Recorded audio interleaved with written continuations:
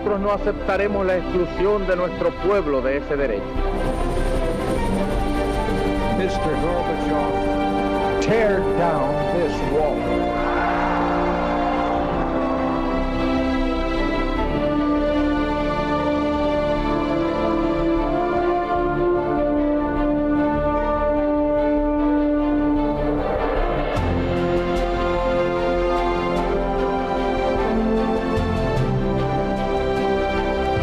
Buenas noches, señoras, caballeros. Igual en su pueblo o ciudad hay una plaza dedicada a las brigadas internacionales. Hay un montón de lugares de España donde hay calles, plazas, parques, en fin, hasta colegios dedicados a las brigadas internacionales. ¿Y qué fueron? Bueno, pues fueron una tropa voluntaria de carácter fundamentalmente comunista y anarquista reclutada por la Internacional Comunista de Stalin para hacer la guerra aquí. Las cosas son como son. Hoy vamos a hablar de las brigadas internacionales. Dentro de la intervención extranjera en la Guerra Civil Española, hubo una unidad cuya presencia en nuestro país serviría para tejer una singular leyenda: las Brigadas Internacionales, una unidad de voluntarios compuesta sobre la base de los partidos comunistas de Europa y América. Las brigadas fueron creación directa de la Internacional Comunista, es decir, de Moscú. La idea se atribuye a Willy Munzenberg, jefe de propaganda de la Comintern para Europa Occidental. En dos sesiones, el 21 y el 26 de julio de 1936, la Internacional de los Partidos Comunistas, Comintern, y la Internacional Sindical de la misma obediencia, Profintern, acordaron crear un fondo de 1.000 millones de francos franceses que serían aportados por los sindicatos soviéticos. El comité rector de la iniciativa estaba compuesto por comunistas: el italiano Palmiro Togliatti, el francés Maurice Torres y los españoles José Díaz y Dolores Ibarruri, a los que se añadió después, como un formalismo, el líder socialista español Francisco Largo Caballero. El 20 de agosto, el agente soviético Koltsov puso a disposición del gobierno español 35 millones de francos para sufragar el proyecto. La Comintern abrió banderines de enganche en distintos puntos de Europa, siempre bajo el control exclusivo de los partidos comunistas. El contingente inicialmente previsto de en torno a 5.000 hombres terminó convirtiéndose en un ejército que rondó los 60.000 soldados a lo largo de la guerra. Como jefe de las brigadas se destinó al comunista francés André Marty. Su base estuvo en Albacete. Pese a la aureola romántica que les ha otorgado la propaganda, lo cierto es que las brigadas internacionales reprodujeron todos los rasgos paranoides del comunismo de la época, incluidas las purgas internas. El propio André Marty, su jefe, escribió en noviembre de 1937 al Comité Central del Partido Comunista Francés que había mandado ejecutar a 500 brigadistas sospechosos de desviacionismo político. También es muy conocida la carta de un brigadista procedente de los Estados Unidos, Sandros Boros, comunista, que comentando la retirada de Teruel en 1938 escribía: los líderes del Kremlin, aunque nos proporcionan material, confían sobre todo en el terror. Oficiales y soldados son implacablemente ejecutados siguiendo sus órdenes. El número de víctimas es particularmente elevado entre los polacos, eslavos, alemanes y húngaros. Las brigadas participarán en la mayor parte de las grandes batallas de la Guerra Civil en el centro y en el este, desde la defensa de Madrid en noviembre de 1936 hasta la batalla del Ebro. En el verano de 1938, mientras el Frente Popular afrontaba su última ofensiva en el Ebro, Stalin decidió abandonar gradualmente España. El primer paso será la retirada de las brigadas internacionales, que se verificará en septiembre, pero que se había resuelto meses antes en París. Dejaban entre 9.000 y 10.000 bajas en suelo español. Fernando Prado, muy buenas noches. Muy buenas noches. Es un porcentaje altísimo de bajas el de las brigadas internacionales, y hay que decir que muchos de ellos fueron en combate, la inmensa mayoría, pero que también los hubo represaliados, según denunció la propia izquierda no estalinista de la época. Claro, porque las brigadas internacionales fueron una unidad reclutadas por los partidos comunistas a las órdenes de la Comintern, pero indudablemente había un porcentaje, no excesivamente grande, pero significativo en todo caso, de voluntarios que no eran comunistas, que eran comunistas heterodoxos o sencillamente pertenecían a otro tipo de obediencias, anarquistas, republicanos, progresistas, etcétera, ¿no? De hecho, había algunos de estos en España en la Olimpiada Popular de Barcelona, que se estaba teniendo lugar cuando estallaba la guerra, ¿no? Al mismo tiempo que la de Berlín, y estos se negaron a sumarse posteriormente a las brigadas internacionales precisamente porque era una fuerza muy ortodoxamente comunista al servicio de Moscú. En consecuencia, Moscú aplicó en España las mismas tácticas de purgas que estaba aplicando en otras muchas partes, porque no se aplicaron solo en la Unión Soviética, sino también con respecto al resto de partidos comunistas del mundo. Vamos a ponernos desde el principio, más que nada para eliminar tópicos. Sin ninguna duda, dentro de los brigadistas había una enorme cantidad de idealistas que acudieron voluntariamente y de forma heroica a luchar por el pueblo. A mí no me cabe la menor duda, pero la gente... Pero las brigadas internacionales son fundamentalmente una estructura de carácter político-militar montada por Stalin. Bajo su conocimiento, no sé si bajo su instrucción, porque parece que es más bien Willy Munzenberg el que tiene la ocurrencia, ¿verdad? Pero que desde el principio va a lo que va.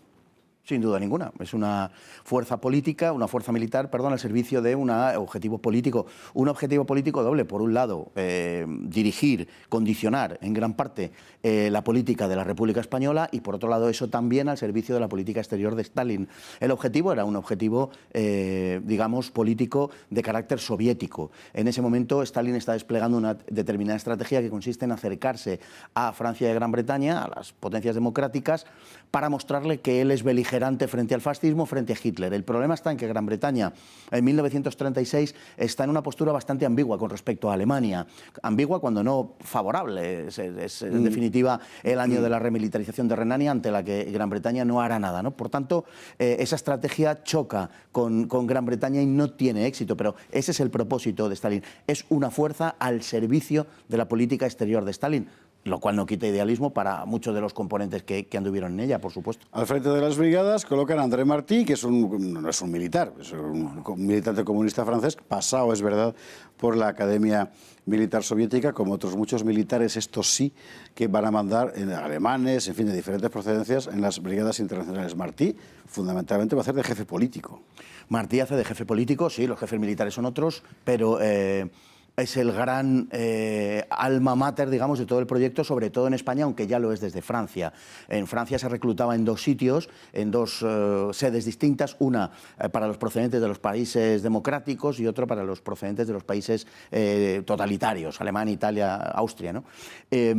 Y André Martí, digamos, es el que tiene en la cabeza cómo tiene que ser la unidad, es el que la dirige políticamente en Albacete, que es donde se establece a partir de mediados de octubre del 36, y el que actuará de una manera absolutamente implacable. Efectivamente, él mismo reconoce unos 500 asesinatos por su parte de militantes comunistas, de oficiales y de soldados a finales, en noviembre, quiero recordar, de 1937, en un informe que eleva al Comité Central del Partido Comunista Francés. O sea, que es un... Quiero decir que... Sí, sí. Estamos hablando de 500 asesinatos de su propia gente. Sí, sí. Queda la cosa clara. Una vez en combate, las brigadas internacionales son valerosas, relativamente útiles en ciertos frentes, en el de Madrid, por ejemplo, desde luego que lo son, y en el resto... Bueno, en el frente de Madrid, efectivamente, sí, desde el punto de vista militar, pero hay que tener en cuenta también una cosa. Las brigadas internacionales llegan en un momento muy determinado, que es cuando Varela está acercándose a la ciudad universitaria. Aquello, sin duda ninguna, tiene, digamos, un eco de una gran emotividad entre el pueblo de Madrid afecto al Frente Popular. Pues claro, parece que son los salvadores y en efecto lo son, pero claro, Varela también llega con unos 5.000 hombres que están exhaustos, procedentes, bueno, pues de toda la campaña, ¿no?, que han hecho desde Andalucía Occidental a través de Extremadura, Toledo, etcétera. Con lo cual, también hay que poner ese hecho militar en su justa medida, ¿no?, en su justo valor. Y en el resto de frentes, sin duda ninguna, tendrán un valor militar claro, pero tenemos que señalar varias cosas. Una, por ejemplo, es que operaban de forma bastante independiente, no dependían de los mandos del Ejército Popular, del Ejército de la República, y esto es importante a la hora de operar militarmente. Y en segundo lugar, bueno, las brigadas internacionales tuvieron, como digo, un valor relativo. En el Jarama, por ejemplo, es conocida su participación relativamente valiosa, pero luego, por ejemplo, la batalla de Teruel no fue una gran aportación militar la que tuvieron. Sufrieron un serio revés. En la batalla siguiente de Aragón, cuando llegan los nacionales a Vinaroz, sucede lo mismo. Y en la batalla del Ebro, que es su canto del cisne, podemos decir, donde de 27 grandes unidades republicanas que actúan, 25 están dirigidas por comunistas, o sea, es un ejército prácticamente comunista. En principio, digamos que la actuación de las brigadas internacionales es notable, pero finalmente termina desempeñando un papel regular. Y además, hay que matizar una cosa en ese caso: para mediados de 1938, la mayor parte de las brigadas internacionales ya estaban compuestas por por españoles, no por extranjeros. Esto es interesante, porque las brigadas internacionales terminan convirtiéndose en una especie de banderín de enganche propagandístico en el que empiezan a entrar efectivamente españoles. Eso es. Básicamente, claro, digamos que para un ejército que sufre una derrota tras otra, como es el caso del Ejército Popular de la República, que lo viene sufriendo desde el principio de la guerra casi sin excepción, naturalmente que necesitan, en fin, algo que estimule su moral, ¿no? Y las brigadas internacionales lo serán, sin duda ninguna, en ese episodio que hemos hablado de Madrid y posteriormente. Lo has descrito perfectamente, es un banderín de enganche también para subir la moral, pero en realidad cada vez más serán españoles los que nutran las filas de las brigadas. El Partido Comunista lo convertirá desde el principio en un elemento fundamental de su propaganda para mostrar al resto del mundo como ejemplo, en fin, de lucha contra el fascismo y tal. Y hasta hoy, en realidad. Sí. No ha cesado nunca la propaganda, es impresionante. No, la versión que en su momento se dio desde las páginas de Pravda, de las brigadas internacionales... El periódico del Partido Comunista de la Unión Soviética. Exacto. La versión que se dio es esencialmente, cuando se empieza a pergeñar toda esta historia de las brigadas a mediados de septiembre de 1936, es esencialmente la misma que persiste a día de hoy. Una fuerza que va a luchar por la democracia, por la república, por el progreso, frente al asalto del fascismo internacional. Y es curioso, pero es verdad que una gran parte de la historiografía se sigue haciendo eco de ese punto de vista. De sus jefes, algunos serán asesinados después por los propios servicios soviéticos, otros engrosarán las filas comunistas en los países europeos y reaparecerán después de la Segunda Guerra Mundial. Algunos de ellos con cargos en la policía política de Alemania Oriental, por ejemplo. Sí, hay un par de destacados participantes de los que serán luego jefes de la Stasi, sí. Hay destacados yugoslavos comunistas, casi todos del telón de acero, con la excepción de Martí, que lógicamente era francés, pero Martí será tan estalinista que será expulsado, en el periodo de la desestalinización, será expulsado del propio Partido Comunista francés, porque era un hombre absolutamente ortodoxo y entregado, ¿no?, a la ortodoxia moscovita, valga la expresión. Y como él, mucha más gente. Hay un caso bastante peculiar que es el de Tito, acerca del cual siempre se ha dicho que estuvo, pero nunca se ha terminado de demostrar que estuviera. Y es una cosa curiosa. Sería un caso, digamos, de un brigadista que estuvo aquí, un comunista, que luego se revolvería contra Stalin. Es un caso muy peculiar el de Tito. Creo que muy interesante. Además. ¿Tú crees que estuvo Tito? Yo creo que en algún momento pasó por España, sí. Yo creo que sí. Lo que pasa es que al Tito posterior, al Tito de la Segunda Guerra Mundial, al Tito después de 1943-44, quizás no le interesaba, propagar esa imagen por obvias razones. Pero yo creo que sí estuvo en España. Stalin decide retirarlo con todo lo demás. Septiembre del 38, si no recuerdo mal. Si hay que hacer un balance bélico de las brigadas internacionales... Yo creo que es indudablemente, desde el punto de vista de aquello que defendían, es indudablemente positivo. Aportó más, sin duda ninguna, y de lo que pudo perjudicar, dejando de lado ese aspecto humano del que hablábamos, ¿no? Pero militarmente fueron unidades indudablemente valiosas. Probablemente batallas que quedaron en tablas, en empate, como la que hemos citado del Jarama, se hubieran desenlazado de otra manera, seguramente, o la de Guadalajara, si no hubiera sido por ellos. Por las brigadas internacionales. Sí, probablemente sí.